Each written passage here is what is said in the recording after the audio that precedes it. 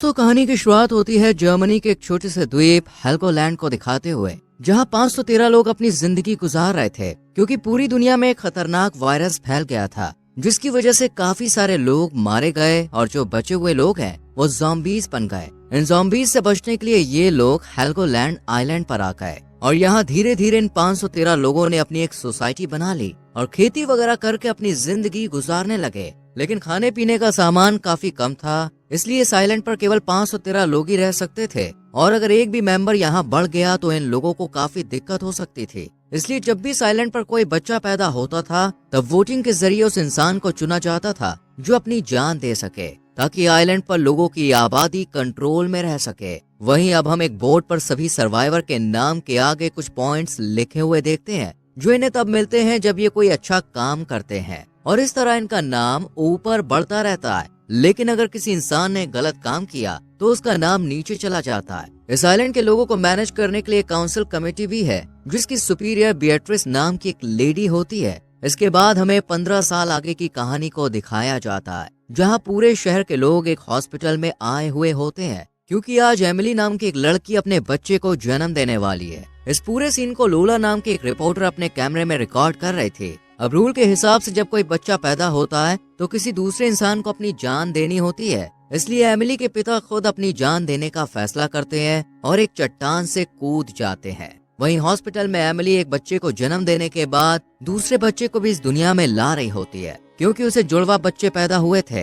ये देखकर बिएट्रिस एक बार फिर काउंसिल कमेटी की मीटिंग रखती है और सभी लोगों से इस बारे में बात करती है। काफी देर तक सोचने के बाद ये लोग वोटिंग करने का डिसाइड करते हैं ताकि वोटिंग के जरिए पता चल सके कि किस इंसान को सैक्रिफाइस करना है। अब दूसरी तरफ हम क्रिश्चियन और हेनरिक नाम के दो दोस्तों को देखते हैं जो बोर्ड पर अपनी रैंकिंग देख रहे थे। क्रिश्चियन की रैंक 511 नंबर पर थी। ये देखकर वो काफी परेशान हो जाता है और हेनरिक से कहता है कि अगर मुझे मारने के लिए चुना गया तो मैं अपनी जान नहीं दूंगा। लेकिन हेनरिक उसे वार्न करते हुए कहता है कि पिछली बार एक आदमी ने इस तरह से बचने की कोशिश की थी पर इन लोगों ने उसे जबरदस्ती पिंजरे में कैद करके समुंदर में फेंक दिया था। इसके बाद हम 512 नंबर पर मौजूद एलिसे नाम की एक बुजुर्ग लेडी को देखते हैं जिसकी अब काफी उम्र हो चुकी थी, इसलिए सभी लोग उसे बिल्कुल यूजलेस समझते थे। वही सबसे आखिरी पोजीशन यानी 513 रैंक पर जिस शख्स का नाम होता है वो था एटियन, जो कि एक वर्कर है और उसे सब लोगों ने क्रिमिनल घोषित कर दिया है। इसके बाद सीन शिफ्ट होता है मारेक और उसके बेटे लाइनस पर।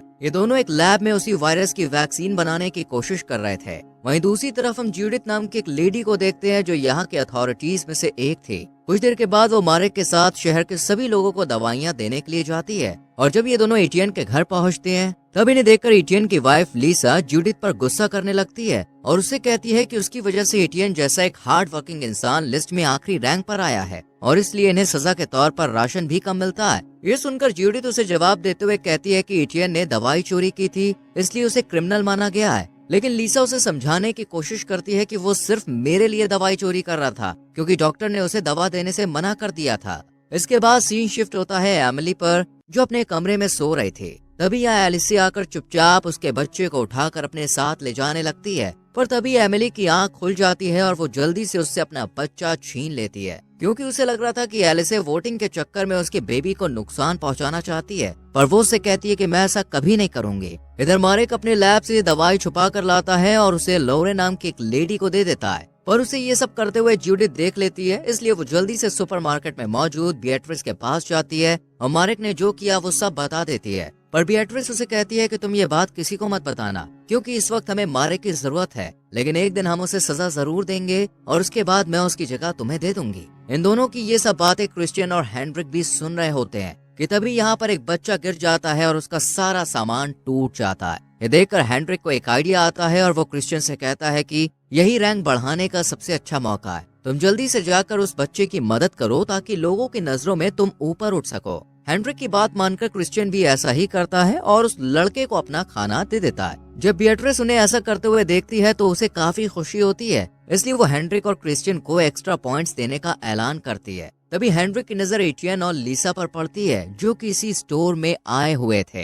हेनरिक ये बात अच्छी तरह से जानता था कि लीसा को राशन बहुत कम मिल रहा है, इसलिए वो उनके पास जाकर उनसे कहता है कि अगर तुम चाहो तो मैं तुम्हें खाना दे सकता हूँ। इस पर लीसा मना कर देती है, लेकिन पीछे खड़ी बिएट्रिस इनकी बातें सुन लेती है और वो हेनरिक पर काफी गुस्सा करती है यहाँ पर हमें पता चलता है कि असल में हेनरिक बिएट्रिस का ही बेटा है। इसके बाद हम पीटर नाम के एक पेशेंट को मारेक की लैब में देखते हैं, जिसे जबरदस्ती बाहर की दुनिया से यहाँ पर एक्सपेरिमेंट के लिए लाया गया था और उस पर अलग अलग वैक्सीन्स का एक्सपेरिमेंट चल रहा था। वहीं दूसरी तरफ हेनरिक लीसा के पास जाकर उसे कुछ खाना ऑफर करता है और बदले में इंटीमेट होने के लिए कहता है, पर वो इसके लिए मना कर देती है। लेकिन हेनरिक फिर भी उसकी तरफ बढ़ने लगता है। तभी अचानक सायरन बज जाता है और उसे लीसा को छोड़कर बॉर्डर की तरफ भागना पड़ता है, क्योंकि वो एक सोल्जर है। यहाँ पर हम देखते हैं कि कुछ लोग आइलैंड में घुसने की कोशिश कर रहे हैं, जिन्हें सोल्जर्स की लीडर मिया वापस लौटने को कहती है, पर वो उसकी एक बात नहीं मानते और बैरियर काटने लगते हैं। और ये देखकर मिया एक आदमी को शूट कर देती है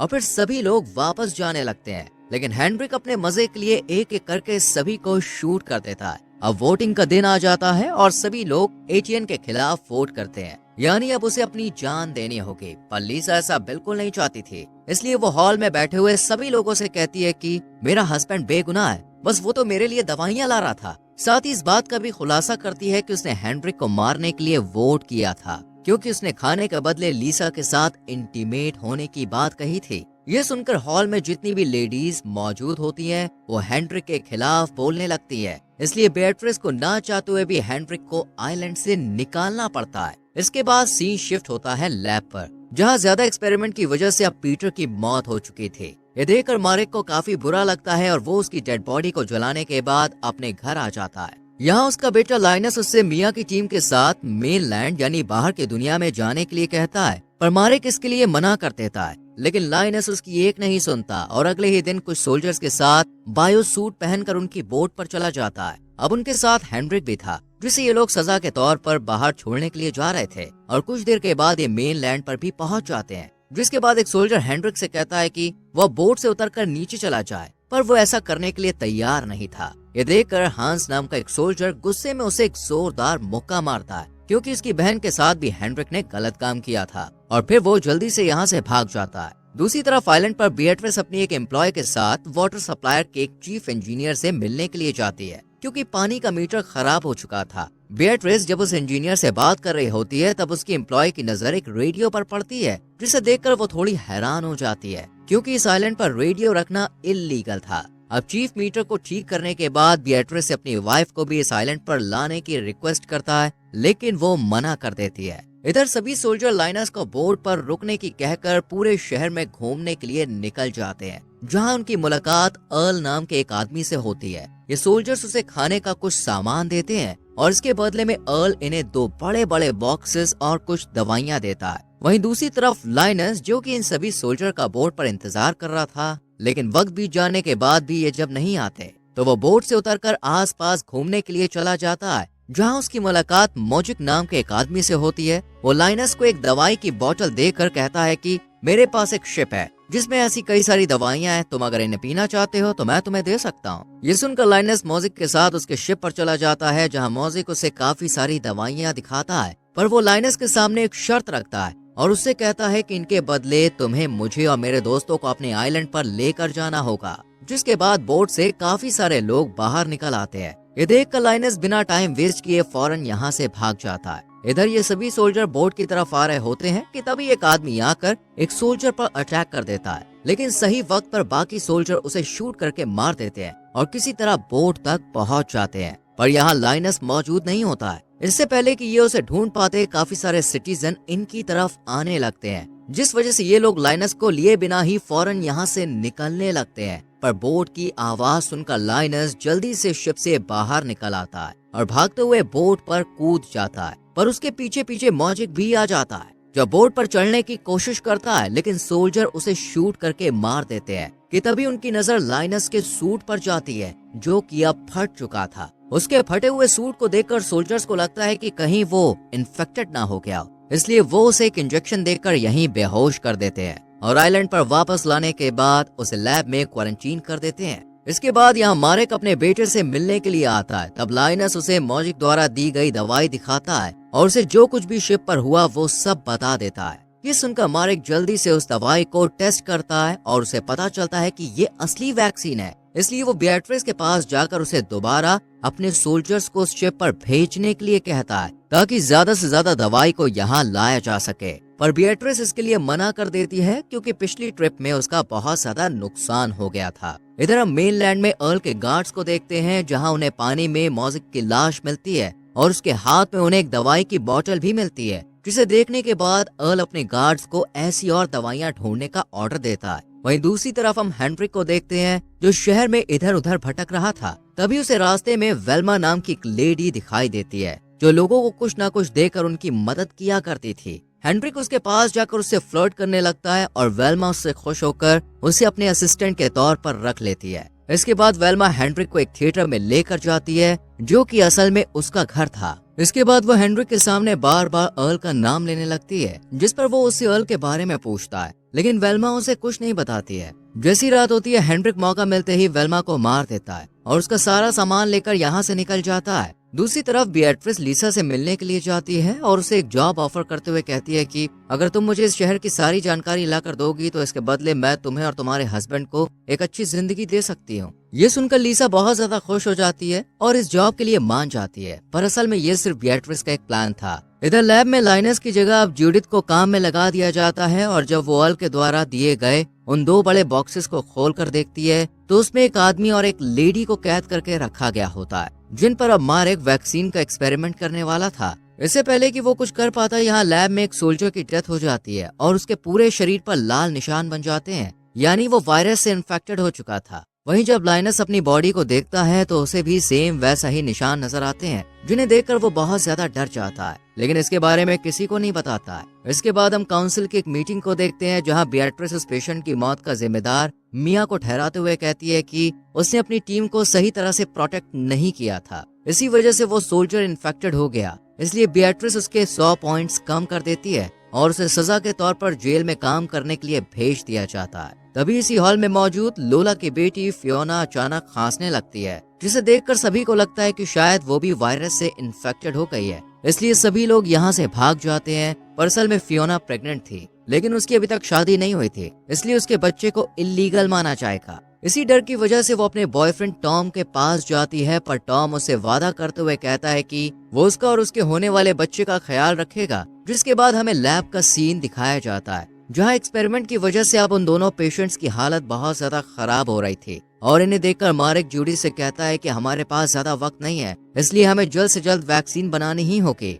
इधर आइलैंड पर अर्ल अब मॉजिक के लोगों से मिलता है और उन्हें इसकी बॉडी दिखाकर कहता है कि इसे आइलैंड के लोगों ने मारा है। अगर तुम लोग मुझे दवाई के बारे में बता दोगे तो मैं तुम सबकी जिंदा रहने में मदद करूंगा। ये सुनकर स्पार्क नाम का एक आदमी आगे आता है और अर्ल से कहता है कि मैं तुम्हारी हेल्प करने के लिए तैयार हूँ, पर इसके बदले तुम्हें मुझे आइलैंड पर लेकर जाना होगा। कुछ देर सोचने के बाद अर्ल इसके लिए राजी हो जाता है। दूसरी तरफ मार्क जेल में मिया से मिलने के लिए जाता है और उससे कहता है कि मैं तुम्हारी जेल की सजा को कम करा सकता हूँ, लेकिन इसके बदले मैं चाहता हूँ कि तुम मेनलैंड पर जाकर उस शिप से वो वैक्सीन लेकर आओ। लेकिन मिया इस काम को करने के लिए मना कर देती है। इसके बाद हम हेनरिक को देखते हैं, जिसे मेनलैंड पर कैनिबल की एक गैंग पकड़ लेती है, पर हेनरिक अपनी जान बचाने के लिए झूठ बोलते हुए कहता है कि वो अर्ल के लिए काम करता है। ये सुनकर कैनिबल गैंग उसे अर्ल से मिलवाने के लिए ले जाते हैं, पर अर्ल तो उसे जानता भी नहीं था, इसलिए वो हेनरिक को मारने वाला ही होता है कि तभी वो जोर से चीख कर कहता है कि मैं बिएट्रिस का बेटा हूँ और गलती से यहाँ पे आ गया हूँ। इसके बाद वो अर्ल को वेल्मा की मौत के बारे में बताता है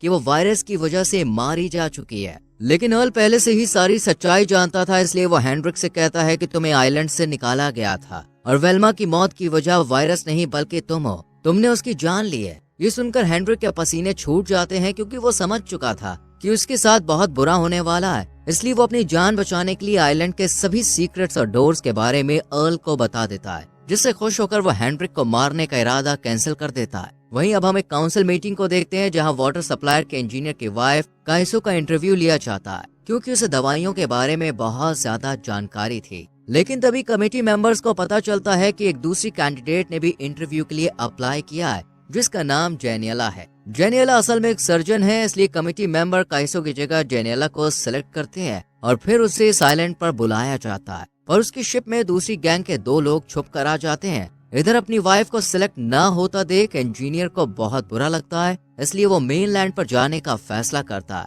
लेकिन बिएट्रिस उसे ऐसा करने से मना कर देती है, क्योंकि वो पूरे आइलैंड पर इकलौता इंजीनियर था जो वाटर सिस्टम को ठीक कर सकता था। दूसरी तरफ अब एटियन को बिएट्रिस की मदद से विंड मिल में नई जॉब मिल जाती है जहाँ काम करने के दौरान उसे एक शराब की बोतल मिलती है जिसे वो अपने बॉस को दे देता है, जिसके बाद बॉस उस बोतल की सारी शराब पी लेता है और नशे की हालत में ही काम करने के लिए चला जाता है। इतने में ही यहाँ इंजीनियर भी हाथ में हथौड़ा लेकर आ जाता है और गुस्से में विंड मिल की सभी मशीनों को तोड़ने लगता है। ये देखकर बॉस जल्दी से उसे रोकने के लिए सीढ़ियों से ऊपर जाने की कोशिश करता है, पर तभी उसका पैर फिसल जाता है और उसका पैर टूट जाता है, जिसके बाद उसे इलाज के लिए हॉस्पिटल में लाया जाता है और फिर मारेक उसकी सर्जरी करता है। पर सर्जरी के दौरान उसकी नजर डेनियला पर पड़ती है तो वो देखता है कि वो बहुत ज्यादा घबरा रही है, इसलिए वो इसकी वजह पूछता है। तब डेनियला उसे बताती है कि वो कोई सर्जन नहीं है, बस उसने ये सब किताबों में पढ़ा था। साथ ही वो मारेक से ये भी कहती है कि उसे पता है कि लाइनस इन्फेक्टेड है और इसलिए वो उसकी मदद भी करना चाहती है, पर मारेक उसकी सच्चाई किसी को ना बताए। इससे पहले कि मारेक कुछ कह पाता, यहाँ जूडिथ आ जाती है और उसने इन दोनों की सारी बातें सुन ली थी, इसलिए वो मारेक से कहती है कि मैं अब लाइनस के बारे में सबको बता दूंगी कि वो इन्फेक्टेड है। लेकिन तभी डेनियला पीछे से उस पर अटैक करके उसे मार देती है, जिसके बाद मारेक और डेनियला मिलकर उसकी लाश को पानी में फेंक देते हैं। इसके बाद सीन शिफ्ट होता है फियोना पर, जिसका मिसकैरेज हो गया था, और जब मारेक उसे देखने के लिए जाता है तब फियोना की माँ उससे कहती है कि प्लीज तुम इसके बारे में बिएट्रिस को कुछ मत बताना, और इसके लिए मारेक भी मान जाता है। इधर बिएट्रिस जब लैब में जाती है तो उसे दीवार पर एक टूटा हुआ दांत रखा हुआ दिखाई देता है, जिसे देखकर वो समझ जाती है कि ये दांत किसी और का नहीं बल्कि जूडिथ का है। इसलिए वो फौरन मारेक के पास जाती है और उससे जूडिथ के बारे में बात करते हुए कहती है कि वो कहीं गायब हो गई है और मुझे लगता है कि उसे गायब करने के पीछे तुम्हारा ही हाथ है। इस पर मारेक उसे बड़ी ही चालाकी से जवाब देता है कि मैं जानता हूँ कि तुम मुझे नुकसान नहीं पहुंचा सकती क्योंकि तुम्हें मेरी जरूरत है। ये सुनकर बिएट्रिस शांत हो जाती है और कुछ देर सोचने के बाद कहती है कि वो जूडिथ की मौत का इल्जाम इंजीनियर पर डाल देगी और लीसा की मदद से कुछ झूठे सबूत लोगों को दिखाकर ये साबित कर देती है कि जूडिथ की मौत का जिम्मेदार इंजीनियर है। इसके बाद हम एटीएन को देखते हैं, जिसे अब विंड मिल का नया इंचार्ज बना दिया गया था। ये बात जब बॉस को पता चलती है तो वो गुस्से में एटीएन के घर जाता है और उससे कहता है कि तुमने मुझे जानबूझकर शराब की बोतल दी ताकि मेरे साथ वो एक्सीडेंट हो जाए और तुम मेरी जगह ले सको। इस पर एटीएन ना में जवाब देता है। अब अगले दिन इंजीनियर के पैरों को बांधकर उसे समुद्र में फेंक दिया जाता है और ये देखकर मारेक को काफी बुरा लगता है, इसलिए वो लाइनस के पास जाकर उसे सब कुछ सच बताने का फैसला करता है। और इसके बाद हमें 15 साल पहले की कहानी दिखाई जाती है, जहाँ एक दिन मारेक की मुलाकात सुपरमार्केट में काम कर रही बिएट्रिस से होती है, लेकिन वो उससे कुछ ज्यादा बात नहीं करता है और अपने लैब में आ जाता है, जहाँ वो नर्स लोर के साथ मिलकर वैक्सीन बनाने का काम करता है। इधर बिएट्रिस कुछ लोगों के साथ मिलकर सुपरमार्केट को अपने कब्जे में ले लेती है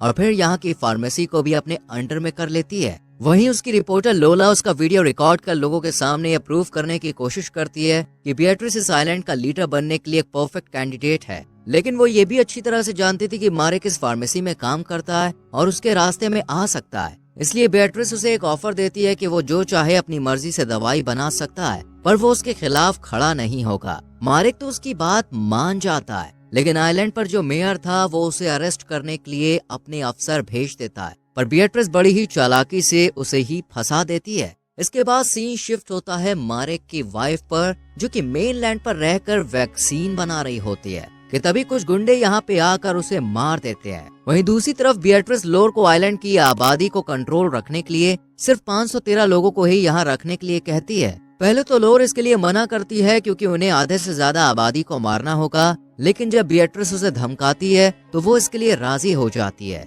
और फिर एक एक करके सभी लोगों को वायरस का इंजेक्शन लगाया जाता है और इस तरह कई लोग मारे जाते हैं, जबकि कुछ की रिपोर्ट्स चेंज कर उन्हें पॉजिटिव दिखाकर आइलैंड से बाहर निकाल दिया जाता है। ये देखकर मारेक जल्द से जल्द वैक्सीन बनाने का फैसला करता है ताकि लोगों को बिएट्रिस की सच्चाई बता सके, पर इस बात को 15 साल बीत गए थे। इसके बाद सीन प्रेजेंट पे शिफ्ट होता है, जहां लाइनस की मौत हो चुकी थी और अब मारेक अपने पूरे कन्फ्यूजन को रिकॉर्ड कर देता है, लेकिन जेनियला आकर उस चैप पर गोली चला देती है क्योंकि वो अर्ल की गैंग मेंबर है। इधर अर्ल अब अपनी आगे की प्लानिंग शुरू करता है और इसी के साथ ये सीरीज यहीं खत्म हो जाती है।